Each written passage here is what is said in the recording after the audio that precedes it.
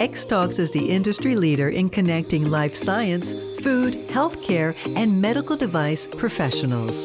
The Xtalks Life Science podcast features insightful conversations with industry experts about all things pharma, biotech, and more.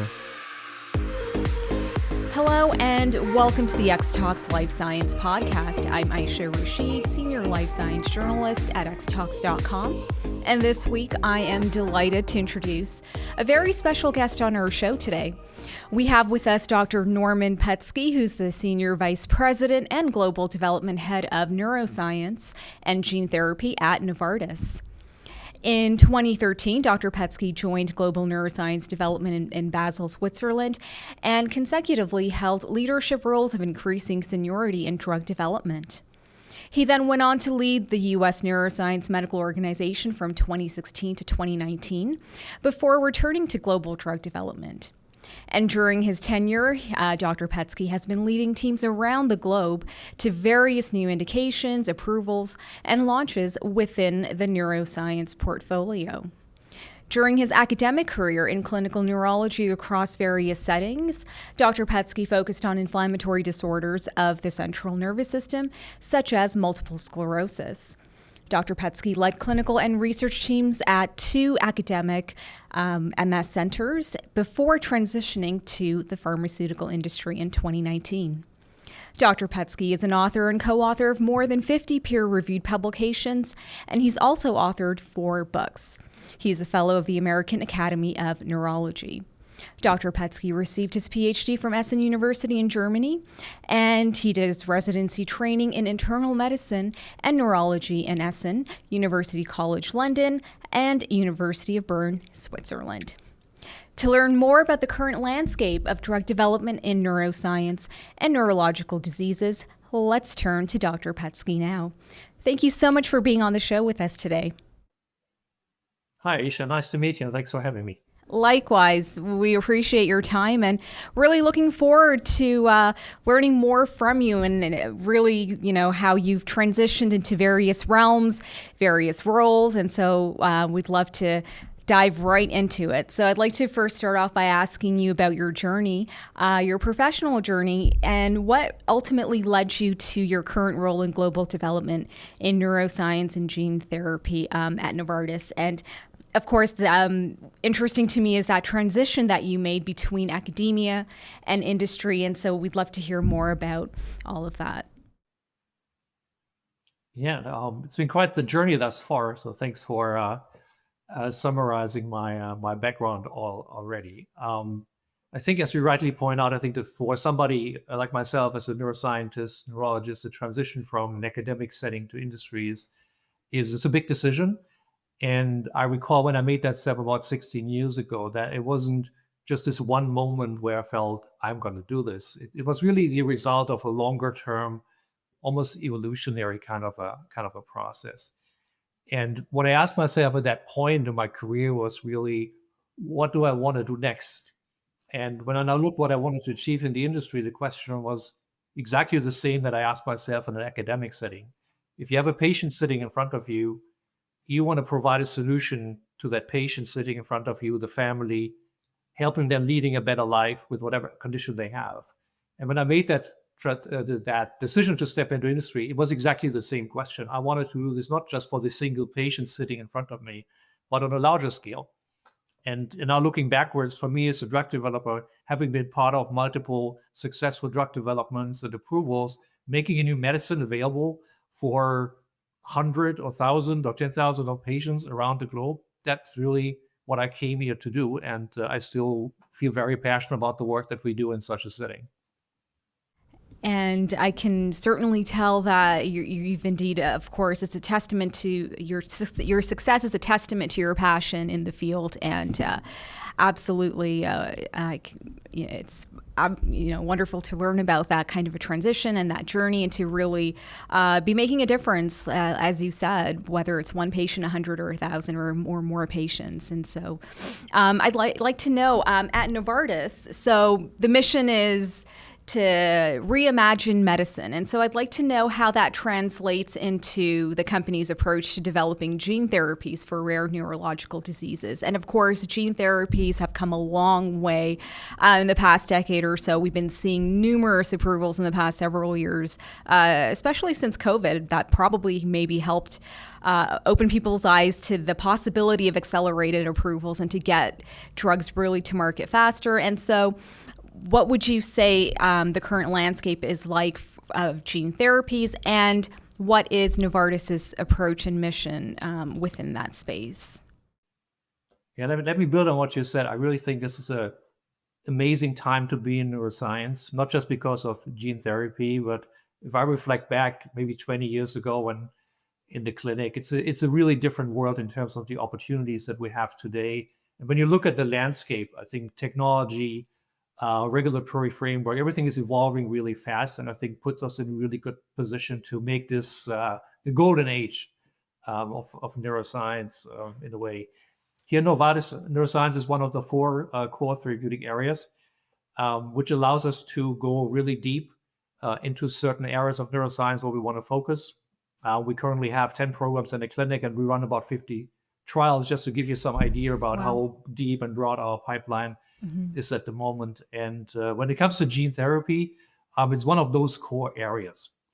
When we reimagine medicine to transform patients' lives, it's really about getting a good understanding where the unmet need sits for individual patients or groups of patients, but then also on the societal level, and where can an organization like Novartis really make a difference.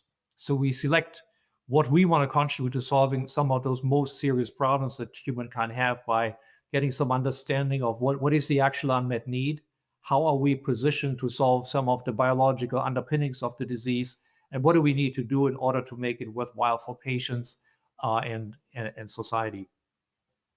We don't have a dedicated rare disease strategy. I would say when we approach diseases, we define diseases where we think the unmet need is highest and where we see a good fit of what we can do in terms of our setup, our capabilities, our global footprint, and whatnot. And based on the biology, we would decide how to best prosecute such a condition.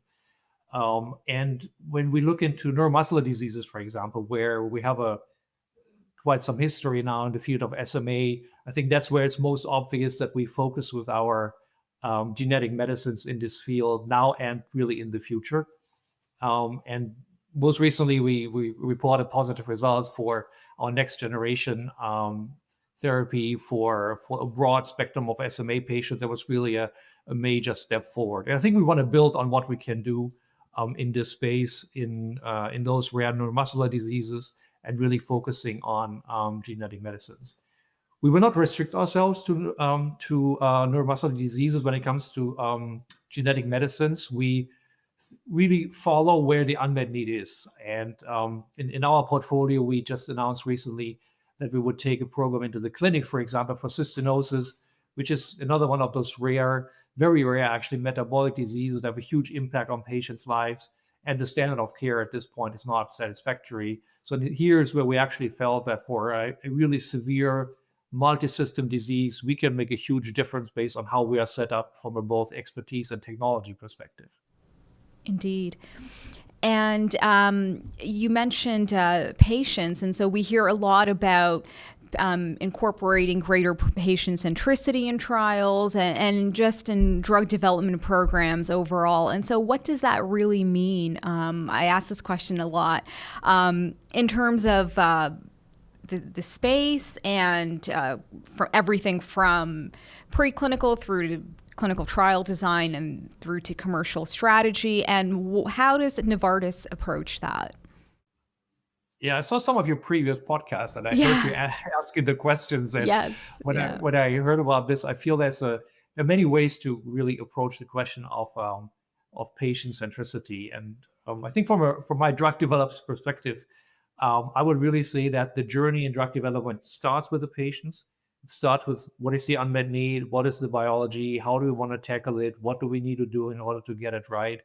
And it also ends with the patients, because we do want to deliver a package of information for a benefit risk profile that is ultimately acceptable for the patient community, for the regulators, and then also then for payers and insurances at the end of the day. So I think all of these aspects for me, they speak to patient centricity. So now when you go into more details in terms of designing a clinical program, we have standardized multiple milestones where we very categorically obtain patient input. For example, through patient advisory boards. It's very important to discuss with patients directly if we're solving for the right problem. An endpoint that is acceptable for the FDA may not be exactly the endpoint that the patient community is concerned about. So, but we need to get the drug approved. So we need to understand what are these potential gaps in the development plan that we do not address by simply focusing on the regulators, but focusing on literally all voices in the ecosystem, and the patient voice is a really important one. And then when designing clinical trials, I think it's also really important to understand if we have included those endpoints that patients are most interested in, and have we designed a clinical trial that puts the least burden on patients too. And I think that's particularly important when you think about rare diseases where there are very few patients to study at the end of the day. And they're very often very strong in their voices and very well organized in patient advocacy groups. So we really want to get it right by working very closely with them to design the programs that have the best chances of approvability, the fastest way to patients as possible, but also at the right quality, answering the right questions all along the way. Absolutely. And my next question actually kind of ties into that in terms of how are industry players really adapting trial designs today? And we've seen different trial models, from decentralized trials having really taken off in the past couple of years, again, owing to COVID and other factors as well. And also adapting endpoints, as you mentioned, to really address the needs of patients and to better reflect those needs and complexities of rare disease populations.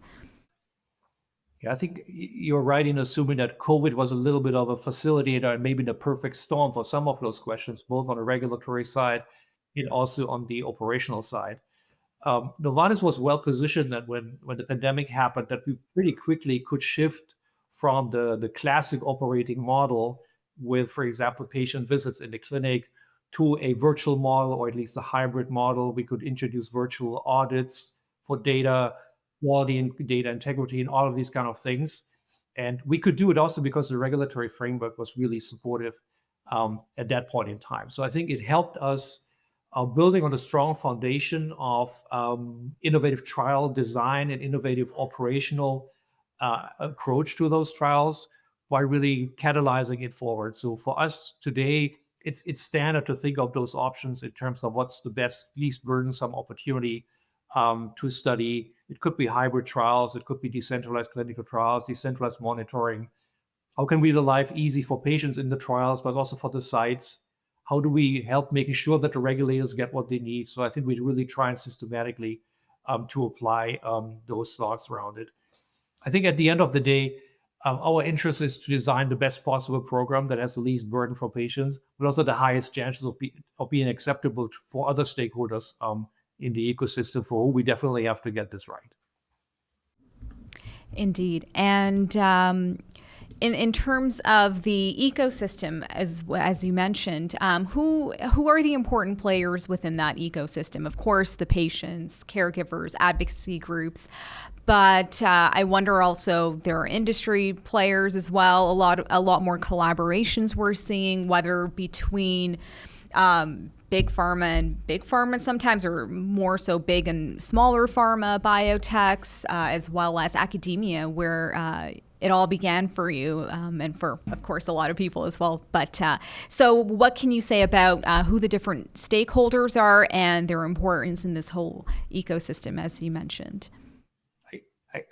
I think it's all of the above. I think you covered most of those really most important stakeholders for us, and you see it happening in various ways. I think when I look at this from an industry perspective, there is not only collaboration, but also the question on how can we, as a large pharmaceutical company, help some of those not so large pharmaceutical companies in terms of advancing innovation that's happening there. And and we have our own internal innovation that we can be really proud of. But there's also very exciting science out there and technology out there that we can facilitate because of maybe our resources, for example, or our previous experiences. So I think we're really trying to figure out, when we think about collaborations, what is our role in facilitating some of the innovation that we are most excited about inside of Novartis, but then also in the broader ecosystem.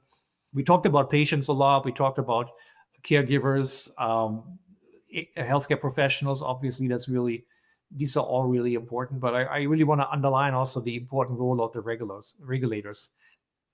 Particularly, we talk about rare disease today a lot, and genetic medicines. I think in a field where there are only few patients, where clinical trials can be extraordinarily complex, where there's uncertainty of if we can determine that signal that in a typical setting a regulator would insist on, satisfy their demands for a very well-established benefit risk profiles in a program that is likely going to have only few patients. So this work with the regulators in terms of understanding how would we find the most suitable path for studying a certain condition.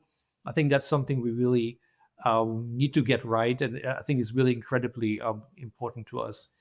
I could give an example from a recent development program that we have done, our next generation treatment, genetic medicine for spinal muscular atrophy, where we studied a broad spectrum of patients with SMA in a sham-controlled design, and the medicine is a medicine that has to be applied intrathecally. And you can imagine what that means for patients, the families. All patients are between like 2 and 18 years old. What it means to sign up for a trial where you're either receiving the actual treatment or a sham treatment. It's a huge patient burden. I think that is an extreme scientific rigor that we were able to address. In an ideal world, however, we would not have to do that, right? I think there might be other ways to do it in a new world where there's more flexibility on the regulatory side. I think this can really help advancing medicines and still generate data sets that are meaningful enough, and that really help us bringing medicine to patients faster. Mm-hmm. And in terms of the challenges of working with small patient populations, what are some of the approaches currently? We hear a lot about real world evidence and using those different types of strategies and approaches. So you did mention and touch on it, but really, where are things at right now, and how can they improve, and where are they headed, let's say, with the adoption of new technologies and other factors? I think all of these factors can play a really important role in terms of making a design that is amenable to patient and as lean but meaningful as possible. In this field of genetic medicines and rare disease, I think the idea of what is an endpoint that is not necessarily a clinical endpoint is really important consideration. We have seen examples of biomarker-based approvals, for example, which I think that is regulatory flexibility that is really important over here in the US for this field. We are in constant conversation with regulators around biomarker-based endpoints, surrogate endpoints, digital technology that helps substantiate the data that you can obtain on the clinical side because you have higher sampling frequency. I think all of these questions are really important. How many patients do you need? Where do you find them? Do you need a control arm? Can it be open label? How much data do you generate before the approval compared to what can be confirmatory data after the approval? So I think all of these conversations are happening, and they are really critical for the genetic medicine space specifically.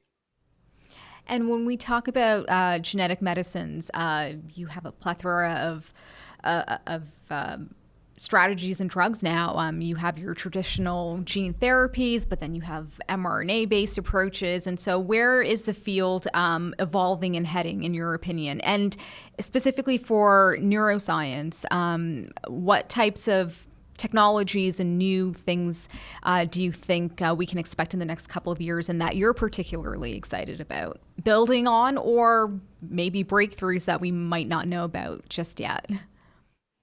Yeah, I think it's a really exciting time for neuroscience beyond rare disease and beyond genetic medicines. But I think there are certain things that I have top of mind when I think about where the field might be moving and might be able to make the the most transformative difference. One of those areas that's the first thing that comes to my mind is targeted therapies for neurodegenerative diseases and how to deliver them to the target that you want to achieve. Given the burden that these diseases, including ALS, Huntington's disease, Parkinson's, Alzheimer's disease. So when you think about how the trajectory looks like for patients these days, this relentless decline that we see in these conditions and a huge unmet need, I think that's where I think genetic medicines that target within the central nervous system can play a really important role. The second thing that I have on my mind is the next generation of AAV-based therapies. And what does good look like? Some areas have made progress where AAV-based therapies exist with the first generation vectors. How do the next vectors move the needle in terms of safety and efficacy in this field?